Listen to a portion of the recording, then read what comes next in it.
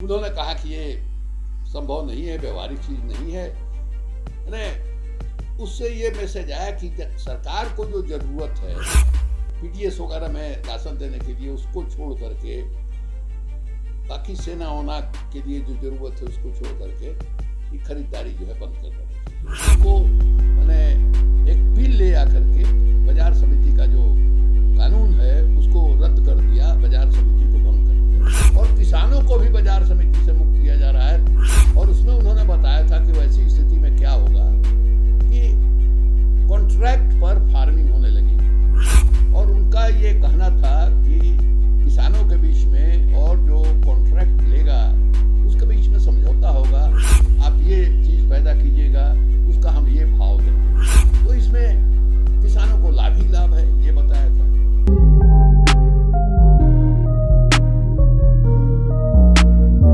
नमस्कार, आप देख रहे हैं भारत लाइव। मैं हूं अभिषेक मिश्रा। किसान आंदोलन को लेकर जिस तरह से पूरे देश की सियासत गर्म है, बिहार की राजनीति पर भी उसका असर है और बिहार में विपक्ष किसान आंदोलन को लेकर काफ़ी आक्रामक है। विपक्ष के नेता पहले भी सड़क पर उतरे हैं और ऐसे संकेत हैं कि आंदोलन विपक्ष का और तेज होगा बिहार में किसानों को लेकर उनके समर्थन में। हमारे साथ बात करने के लिए आरजेडी के राष्ट्रीय उपाध्यक्ष वनन तिवारी जी हैं, उनसे हम बात करेंगे। सर, आरजेडी किसान आंदोलन को लेकर बिल्कुल आक्रामक नजर आ रही है, पहले भी सड़क पर उतरी थी और ऐसे संकेत हैं कि आगे आंदोलन जारी रहेगा विपक्ष का। देखिए, राष्ट्रीय संदर्भ में इसको देखिए तो भारतीय जनता पार्टी को छोड़ करके बाकी तमाम पार्टियां किसान आंदोलन का समर्थन कर रही हैं। जहां तक बिहार में आंदोलन का सवाल है, बिहार में किसान संगठित नहीं है। सबसे बड़ी चुनौती है कि बिहार में किसानों को संगठित किया जाए और संगठित नहीं होने का एक वाजिब वजह यह है कि बिहार में किसानों की जो जमीन है वो बहुत टुकड़े टुकड़े में बटी हुई है। लगभग 97% किसान हमारे यहाँ ऐसे हैं जो पैदा करते हैं खाने के लिए, पैदा होता है तब वो खाना खाते हैं। उनके पास जो है सरप्लस नहीं होता है, खाने से अधिक जो है जिसके पास होगा वही बाजार में जाएगा उसको बेचने के लिए। तो एक ये वजह है कि एक बड़ी आबादी है किसानों की जिस पर कोई इसका असर नहीं पड़ेगा। दूसरे ये है कि आप बिहार के संदर्भ में अगर इस आंदोलन को देखिएगा तो आज जो कानून बना है भारतीय जनता पार्टी की सरकार ने आनन फानन में जिस तरह से कानून को बनवाया है, इसका प्रयोग जो है बिहार में 2006 में ही हो चुका है।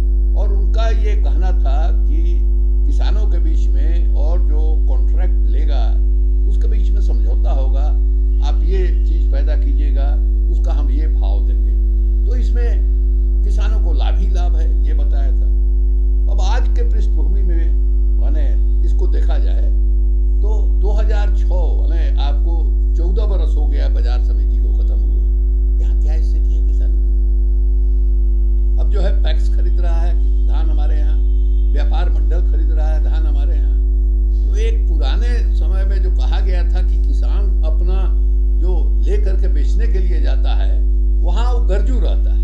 तो आज पैक्स की भी यही स्थिति है। पैक्स में जो पैक्स का चुने हुए अध्यक्ष होते हैं, प्रतिनिधि होते हैं, वो अपने लोगों से खरीद लेते हैं, या और हुआ तो जो व्यापारी हैं गल्ला के, वो लोग जो है किसानों से खरीद के, क्योंकि फसल जब कट करके घर में आती है तो किसानों को पैसे की जरूरत पड़ती है। उनको कई तरह का है, मान लीजिए शादी है, ब्याह है, कर्जा लौटाना है, अगले फसल की तैयारी के लिए उनको पूंजी चाहिए, तो जो है बनिया को बेच दिए और वो जो है पैक्स के लोगों से मिलजुल करके अपना मैनेज कर लिया।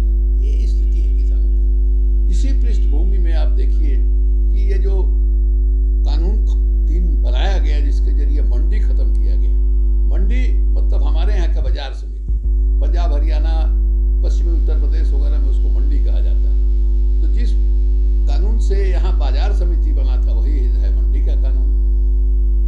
पंजाब और हरियाणा और पश्चिमी उत्तर प्रदेश का अगर आप देखिएगा इतिहास, तो लगभग 1966 में हमारे यहाँ ग्रीन रिवॉल्यूशन हुआ, हरित क्रांति हुई। उसके पहले हमारे देश की हालत बहुत खराब थी।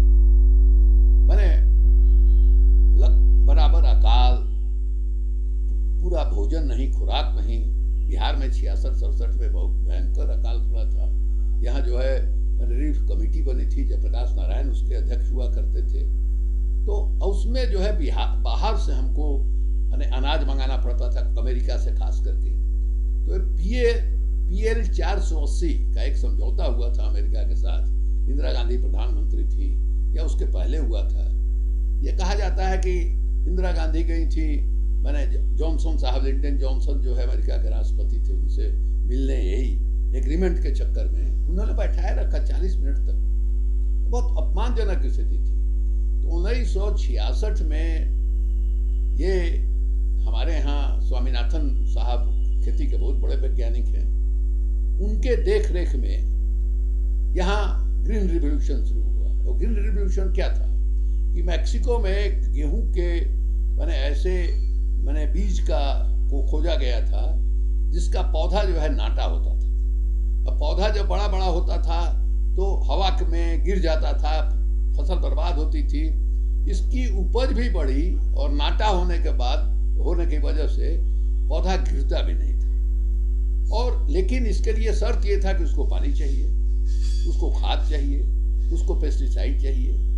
तो पंजाब में पानी की सुविधा थी। हमारे यहाँ दूसरी पंचवर्षीय योजना में भाखड़ा नंगल डैम बना था। भाखड़ा नंगल डैम की वजह से हर जगह वहाँ पानी की व्यवस्था हो गई थी। तो ग्रीन रिवॉल्यूशन सबसे पहले जो है पंजाब में शुरू हुआ। फिर जो है वो पश्चिमी उत्तर प्रदेश में और हरियाणा में भी उसका प्रभाव पड़ा, और उधर आपको आंध्र प्रदेश का जो कोस्टल एरिया है वहाँ पड़ा। तो उस समय सरकार जो है 2 वजहों से MSP शुरू किया, न्यूनतम समर्थन मूल्य शुरू किया। एक तो ये कि जो मौसम के चलते जो है उत्पादन में जो उलटफेर होता है उससे किसानों को बचाने के लिए, और दूसरे क्राइसिस के समय, संकट के समय, अकाल की स्थिति आ जाए उस समय लोगों को खिलाने के लिए आपको स्टॉक रहना चाहिए। फिर हमारे यहाँ PDS सिस्टम आया। PDS सिस्टम के लिए अनाज चाहिए था तो सरकार ने MSP पर खरीदना शुरू किया। अब MSP से किसानों को सुरक्षा मिल गई। फसल अच्छा हो, खराब हो, किसी तरह की स्थिति हो, ज़्यादा, अब देखिएगा आप कि ज़्यादा उत्पादन हो जाता है जिस चीज़ का, उसका भाव जो है गिर जाता है। तो इन सब चीज़ों से उसको सुरक्षा मिल गई। सुरक्षा मिलने की वजह से क्या हुआ कि धान और गेहूँ का पैदावार जो है ज़्यादा होने लगा, उसका MSP मिल रहा था। थोड़ा बहुत दाल के बीज भी खरीदी होने लगी तो उसको अभी ये हो गया। लेकिन कुल मिला जुला करके 23 जिन्सों पर न्यूनतम समर्थन मूल्य है। लेकिन खरीदारी जो है सबसे ज़्यादा होती है धान और गेहूं की, और थोड़ा बहुत जो है दाल की। अब आप खत्म कर रहे हैं इसको, तीनों कानून ले आए आपने, मंडी सिस्टम खत्म किया। मंडी में जो एक एक दाना जो है पंजाब हरियाणा के किसानों का, पश्चिमी उत्तर प्रदेश के किसानों का बिक जाता था MSP पर। अब उनको ये शंका हुई कि अगर ये खत्म होगा सिस्टम तो हमको जो है दाम की जो गारंटी है अभी न्यूनतम समर्थन मूल्य के, वो नहीं मिल पाएगी। तो उन लोगों ने कहा कि भाई आप कानून बना दीजिए। सरकार इस बात के लिए तैयार नहीं हुई। अब सरकार कह रही है कि नहीं साहब, आपके समझौता कीजिए। अब इतनी दफा बातचीत हो गई है, बातचीत कोई निष्कर्ष नहीं निकला, और सरकार के आश्वासन पर किसानों को भरोसा नहीं है। किसानों को क्यों नहीं भरोसा है? मोदी सरकार का देखिए 2014 से क्या क्या वादा उन्होंने किया था। 1-2 करोड़ नौजवानों को हर साल रोजगार, तो 15 लाख ऐसे, तो जीएसटी आएगा तो ऐसे हो जाएगा। कोई एक वादा उन्होंने पूरा नहीं किया। 2014 के इलेक्शन में उन्होंने कहा था कि वो स्वामीनाथन कमीशन को लागू करेंगे और किसान को अपने उपज के उत्पादन में जो खर्च लगता है उससे 1.5 गुना जो है हम कीमत जो है देंगे। अब जब 1 साल बीत गया, इनकी सरकार बन गई, 2015 में लोग सुप्रीम कोर्ट गए कि भाई उन्होंने ऐसे ऐसा वादा किया था। मैंने पब्लिक मीटिंग में भी वादा किया था और अपने चुनाव घोषणा पत्र में भी लिखा था। और सुप्रीम कोर्ट ने पूछा सरकार से कि भाई क्या है। सुप्रीम कोर्ट में इन लोगों ने एफिडेविट करके कह दिया कि ये मुमकिन नहीं है, व्यवहारिक नहीं, ये संभव नहीं, बाजार में उथल पुथल मचेगा, ये हम नहीं कर पाएंगे। तो देखिए वहीं भागे। दूसरे इन लोगों ने क्या किया कि एक शांताराम जी चीफ मिनिस्टर हुआ करते थे, वो राज्यसभा के सदस्य थे, हमको उनके साथ काम करने का मौका मिला है। बहुत ही ईमानदार राजनेता हैं, लेकिन भारतीय जनता पार्टी में है। उनकी अध्यक्षता में एक कमेटी बन गई। भाई ये जो खेती की समस्या है और ये जो एमएसपी पर खरीद है, इसके बारे में, क्योंकि भंडारण वगैरह का भी प्रॉब्लम था, उन्होंने कहा कि ये संभव नहीं है, व्यवहारिक चीज नहीं है।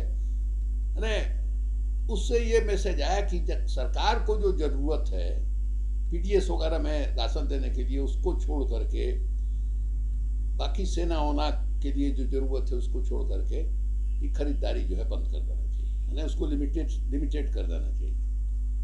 अब इसमें भी इन लोगों का किसानों का काम खड़ता कि अरे अगर तो सरकार इसी की तैयारी कर रही है, तो इसलिए कोई इनकी बात को मानने के लिए तैयार नहीं है। खुद प्रधानमंत्री जी जो है 2014-15 वगैरह में चुनाव के समय जब पंजाब गए थे, तो उन्होंने कहा कि इस देश का हर नागरिक जो है, कोई नागरिक ऐसा नहीं होगा जिसने पंजाब में पैदा हुआ गेहूं का रोटी नहीं खाया होगा, एक एक आदमी खाया। इस तरह से उनके प्रशंसा की।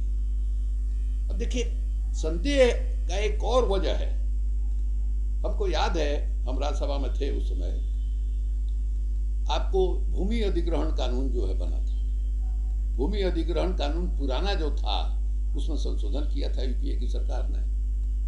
1898 वगैरह का भूमि अधिग्रहण कर था। 119 बरस पुराने कानून का संशोधन करने जा रही थी। वो मामला गया सेलेक्ट कमेटी में। पार्लियामेंट में कुछ आता है, मेंबर डिमांड करते हैं सेलेक्ट कमेटी में, प्रवर समिति में, तो सेलेक्ट कमेटी में सारे दलों के प्रतिनिधि होते हैं। दूसरे सेलेक्ट कमेटी जो है, मान लीजिए स्वामीनाथन साहब को भी बुला सकती थी, आपको भी बुला सकती थी, हमको भी बुला सकती थी, अगर उसको लगेगा कि हाँ साहब इनकी राय जो है इस मामले में थोड़ा बेहतर है। तो इस तरह से लगभग 250 घंटा जो है प्रवर समिति में भूमि अधिग्रहण कानून जो नया बन रहा था उस पर चर्चा हुई। ये इतना महत्वपूर्ण कानून, किसानों को मुक्त करना, मंडी को खत्म करना, कॉन्ट्रैक्ट फार्मिंग कराना, और ये जो है आपको 24 घंटा में 21 कानून इस सरकार ने पास कराया है। राज्यसभा में मांग होती रही कि साहब इसको प्रवर समिति में भेजा जाए, सेलेक्ट कमेटी में भेजा जाए। वहाँ हमारे मित्र जो है हरिवंश जी, वो जो है सदारत कर रहे थे। साफ दिखाई दिया उसमें नियम ये है कि कोई भी सदस्य अपने सीट पर बैठकर अगर मतदान की मांग करता है, डिवीजन की मांग करता है, तो जो सभापति है, अध्यक्ष है, वो बाध्य है डिवीजन कराने के लिए। बिहार असेंबली में भी इस तरह का कानून है। एक सदस्य भी कह दिया, मान लीजिए पार्टी सपोर्ट कर रही है, लेकिन हम अलग खड़ा होकर के कह दिया कि नहीं साहब डिवीजन होगा, उसको कराना है, डिवीजन तक नहीं हुआ। तो लोगों के मन में शंका हुई कि आखिर सरकार की नीयत क्या है। अब दिखाई ये दे रहा है कि अडानी साहब जो है वो हरियाणा में गोदाम बना रहे हैं, 100 एकड़ में गोदाम बना रहे हैं। उनकी सफाई आई है कि नहीं तो हम निजी ये बना रहे हैं और ये बना रहे हैं। ये इस तरह से मोदी सरकार जो है कॉर्पोरेट सेक्टर के हाथों में खेल रही है बेशर्मी के साथ खेल रही है। अब एक एक चीज देखिए, वो एयर इंडिया 100% क्या नाम है विदेशी निवेश, माने रक्षा उत्पादन में विदेशी निवेश, इंश्योरेंस में विदेशी निवेश, बैंक में विदेशी निवेश, पूरे देश को रेल लाइन पर निजी ट्रेन चलने लगी। इसके बारे में कोई कल्पना किया था? हवाई जहाज नुमा ट्रेन, इसमें मार जैसे एयर होस्टेस होती हैं और ये वो, हम तो कभी चढ़े नहीं है, लेकिन उसका अंदर से फोटो देखे हैं भाई। इस देश में जहाँ माने हमारे यहाँ से बिहार से जो गाड़ी जाती है भेड़ बकरियों की तरह माने पैसेंजर जो है ठूसे हुए दिखाई देते हैं। उसका जो बात पैखाना है उसमें लोग बैठ के जाते हैं, ये हम लोगों ने दृश्य देखा है। और ये आदमी किसका आदमी है भाई? ये नरेंद्र मोदी किसका आदमी है? ये माने बड़े लोगों के लिए ये आप देखिएगा, माने बम्बई से अहमदाबाद में बुलेट ट्रेन बन रहा है 1 लाख करोड़ रुपए के लागत से। रेलवे की हालत कितनी खराब है, 1 लाख करोड़ रुपए से क्या है भाई? जबकि 2500 हवाई जहाज का कनेक्शन है अहमदाबाद और इसके बीच में। ये आदमी तो है इसका, लेकिन इसके बावजूद भी अब इनको फायदा क्या है? देखिए, हमको याद है 1970 में यहाँ विश्व हिंदू धर्म सम्मेलन हुआ था, उसमें रजनीश जी आए थे। उस समय भगवान नहीं थे, आचार्य रजनीश कहलाते थे। सिन्हा लाइब्रेरी के मैदान में उनका प्रवचन हुआ था और हम भी गए थे उनका प्रवचन सुनने के लिए। उन्होंने कहा, एक बहुत अच्छी बात उन्होंने बताई, अभी तक मेरे दिमाग में वो बात बैठी हुई है, कि जो प्रचार है, तुमको ऐसा लगता है कि तुम कोई जो निर्णय ले रहे हो वो स्वतंत्र निर्णय है, लेकिन नहीं, उस निर्णय पर प्रचार का किस तरह का प्रभाव होता है उसका उदाहरण उन्होंने दिया। पता नहीं आप लोगों ने देखा है कि नहीं, ईस्टर्न सिनेमा के बगल में एक पेट्रोल पंप, मिश्रित पेट्रोल पंप, उसमें ऊपर वो जो जलने बुझने वाला जो लिखा रहता है ट्यूब से, सनलाइट साबुन, सनलाइट साबुन, सनलाइट साबुन। वो देखा था उन्होंने, कहा कि तुम जाते हो साबुन खरीदने के लिए, दुकानदार पूछता है कौन सा साबुन चाहिए, तुम्हारे मुंह से निकलता है कि सनलाइट चाहिए। तुमको ऐसा लगता है कि तुमने अपने मन से सनलाइट खरीदा है, नहीं, वो जो प्रचार है वो तुम्हारे दिमाग में। यही आज हो रहा है। अब देखिएगा, मेन मीडिया जितना है वो क्या कर रहा है भाई? दिन भर में जो चैनल आप खोलिए, 2-3 चैनल को छोड़ करके जो चैनल आप खोलिए, नरेंद्र मोदी दिखाई दिए देंगे। आजकल जो है दाढ़ी बढ़ी हुई, एक से एक कपड़ा, एक से एक पोशाक, और क्या अंदाज से लगता है कि मैंने पहनने का और फोटो खिंचवाने का अंदाज इस आदमी का कोई जोड़ा नहीं है। ये जो मॉडल होते हैं प्रोफेशनल, जो जिनका पेशा यही है, वो भी फेल हो जाएंगे। ये हालत है। इस देश में गांधी हुए थे, सबसे पहला जो किसानों की समस्या का राजनीतिक लड़ाई हुई थी वो महात्मा गांधी के नेतृत्व में हुई थी। और बिहार इस मामले में सौभाग्यशाली है कि बिहार में ही वो लड़ाई हुई थी जो चंपारण में आपको 1917 में महात्मा गांधी आए थे। महात्मा गांधी जब आए, उनका पोशाक जो है गुजराती था, तो पगड़ी उगड़ी सब पहनते थे। और उन्होंने लिखा है वो मेवा खाते थे शहद के साथ। जब वो मोतिहारी में किसानों की हालत उन्होंने देखी, उनको लगा कि भाई पाप है ना, इतनी गरीबी है, इतना अभाव है, उसमें हम मेवा खा रहे हैं। उन्होंने छोड़ दिया, चिनिया बादाम खाना। उसका भी हिसाब जोड़ा उन्होंने कि हमारा चिनिया बादाम खाते हैं, उसमें कितना खर्चा आता है। उनको लगा कि ना, यहाँ का जो औसत आदमी है उससे महंगा खा रहे हैं। तब उन्होंने माने सब्जी को उबाल करके चावल के साथ खाना शुरू किया। हिसाब जोड़ा गया तो पता लगा कि 3 आना का खर्च। तो न्यूनतम मजदूरी जो है वहाँ के मजदूरों की थी 3 आना। उनको संतोष हुआ।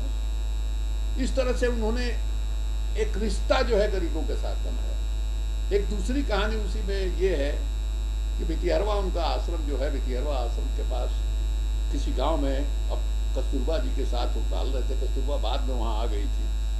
उन्होंने एक महिला को देखा, गरीब महिला, उसका कपड़ा वस्त्र एकदम गंदा था। उनको बड़ा कोफ्त हुआ, मैंने बताइए इतना गंदा कपड़ा पहनी हुई। कस्तूरबा को उन्होंने कहा कि जरा जाकर समझाओ इसको, क्यों ऐसा कर रही है। उस औरत ने कहा कि देखो हमारे झोपड़ी है, इसमें काला वाला नहीं है, अब देख लीजिए मेरे पास एक यही वस्त्र है, आप हमको दूसरा वस्त्र जो है दिलवा दीजिए तो हम एकदम रोज साफ करें। गांधी जी को लगा कि हम जो मैंने पगड़ी बांधे हुए हैं इसमें इतना गज कपड़ा लगता है, ये तो हमारा चोरी है भाई। उन्होंने पगड़ी उतार दिया, पगड़ी पहनना उसी दिन से छोड़ दिया। इस ढंग से गांधी जी महात्मा हुए और उनको वहाँ के किसानों के साथ जो है तादात्म्य में जो है उनका जो है बना।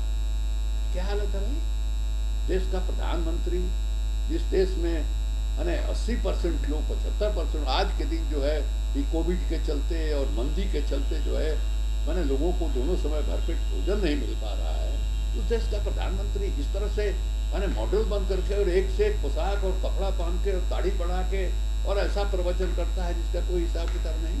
और सबसे बड़ा हथियार उनका हो गया है मीडिया।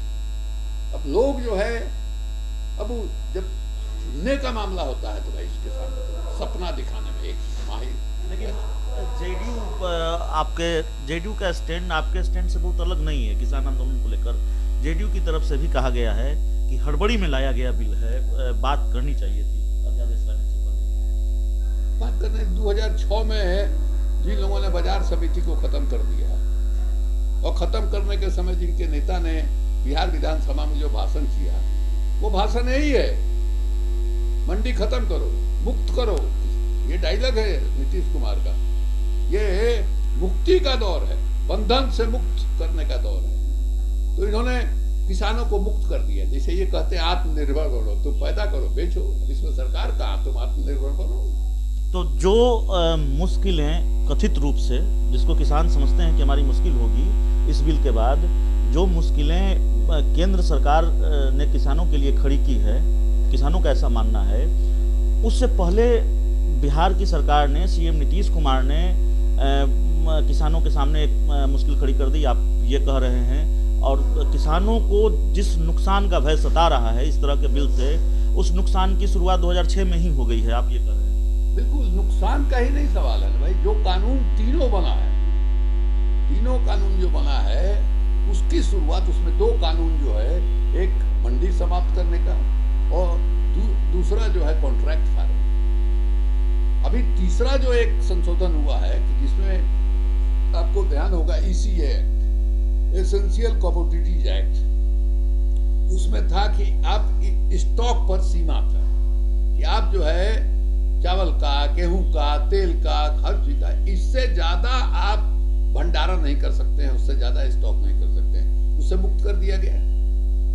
अब एक आशंका यह है, जब मान लीजिए अडानी साहब जिस तरह का गोदाम बना रहे हैं, उस तरह का गोदाम जो है देश के कई इलाके में बन गया और जैसे किसान फसल लेकर के आता है बाजार में, उस समय भाव सस्ता रहता है। अब देखिएगा, किसान अनाज बेचता भी है और किसान अनाज खरीदता भी है। भंडारण कर लिया और जब खरीदार मैंने चीजें महंगी हो गई, दूसरे फसल के पहले महंगी होती है, महंगी हो गई, उस समय बेचना शुरू करेगा। तो बाजार को नियंत्रित करने की ताकत उसमें हो जाती है। किसान खरीदता क्या है, देखिए किसान बेचा है, जब दूसरा फसल आने लगता है उस समय उसके घर में अनाज का दिक्कत होने लगता है, उस समय जो है वो भी खरीदार बन जाता है। तो बेचता है सस्ता, खरीदता है महंगा।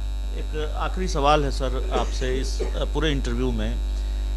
कोई भी राजनीतिक आंदोलन होता है, आप जानते हैं, कोई भी राजनीतिक आंदोलन होता है तो उसको फायदे नुकसान की कसौटी पर भी नापा जाता है। बिहार में आरजेडी का जो आंदोलन है किसानों को लेकर, उसको अगर फायदे नुकसान की कसौटी पर नापने की कोशिश करें, और आपने बता ही दिया, आपने एक तरह से राज ही खोल दिया कि नीतीश कुमार ज़्यादा जिम्मेवार हैं, उन्होंने पहले ही ये कर दिया जो आज केंद्र सरकार ने किया किसानों के लिए। कोई राजनीतिक लाभ भी है इस तरह के आंदोलन से, या जिस तरह? लेकिन अभी आंदोलन इसको कहना जो है हमको लगता है कि ठीक नहीं है। आंदोलन कहाँ हो रहा है, हम लोग उसका समर्थन कर रहे हैं और उनका जो कार्यक्रम है हम लोग उसका समर्थन कर रहे हैं प्रतीकात्मक रूप से। आंदोलन का मतलब तो वो होता है जो वहाँ किसान कर रहे हैं, संघर्ष कर रहे हैं, लाठी खा रहे हैं, वाटर कैनन झेल रहे हैं, वो होता है संघर्ष। तो संघर्ष की शुरुआत अभी उस ढंग से नहीं हो पाई है। इसलिए नहीं हो पाई है जैसा हमने आपको कहा, एक तो बहुत ही माने कमजोर हैं यहाँ के किसान, उन्होंने न्यूनतम समर्थन मूल्य का स्वाद ही नहीं चखा, उनको पता ही नहीं है कि क्या होता है।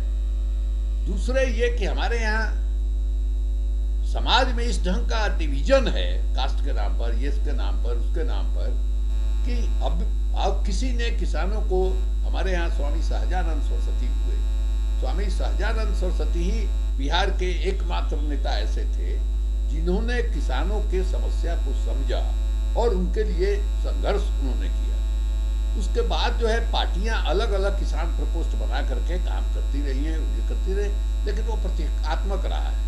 तो सबसे पहले तो ये है कि माने तमाम पॉलिटिकल पार्टियां बिहार में जो भी जिनको लग रहा है कि नहीं साहब ये जो आंदोलन हो रहा है ये सही आंदोलन है, उनको किसानों का पंचायत लगा करके सबको जो है एक साथ इकट्ठा करने की कोशिश करनी चाहिए। उसके बाद जो है संघर्ष की बात होगी। और आरजेडी की रणनीति में क्या यह भी शामिल है, जो बात आप कर रहे हैं कि ये कन्विंस करने की भी कोशिश होगी कि देखिए केंद्र सरकार तो बाद में दोषी है, पहले नीतीश कुमार दोषी हैं, तो कहा ही जा रहा है। कल तेजस्वी का जो प्रेस कॉन्फ्रेंस था उसमें कहा ही है कि 2006 में इन्होंने खत्म किया, और खत्म किया तो उसका क्या फायदा हुआ, क्यों आज बिहार का किसान जो है सबसे गरीब है, बिहारी जो है बड़ी संख्या है पर गरीबों की, क्या वजह है इसकी?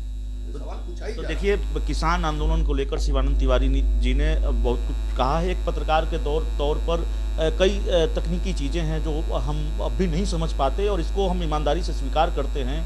और आरजेडी के बड़े नेता शिवानंद तिवारी से जब हम बात करते हैं या फिर इतने बड़े नेताओं से हम जब बात करते हैं तो हमारा लालच यह भी होता है कि हम उसकी पृष्ठभूमि समझ सके। तो बहुत कुछ समझाया है किसान आंदोलन को लेकर शिवानंद तिवारी जी ने, और उसकी जो पृष्ठभूमि है उसको भी हमने समझा है, और हमारे जरिए शिवानंद तिवारी के जरिए हमारे दर्शक भी समझेंगे। तो किसान आंदोलन को लेकर जो इंटरव्यू है वो इतना ही। बहुत बहुत धन्यवाद।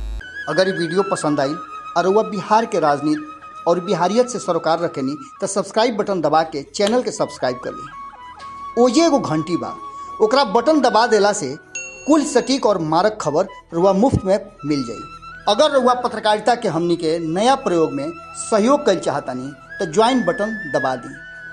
पेटीएम नंबर नोट कर ली 9386816700। धन्यवाद।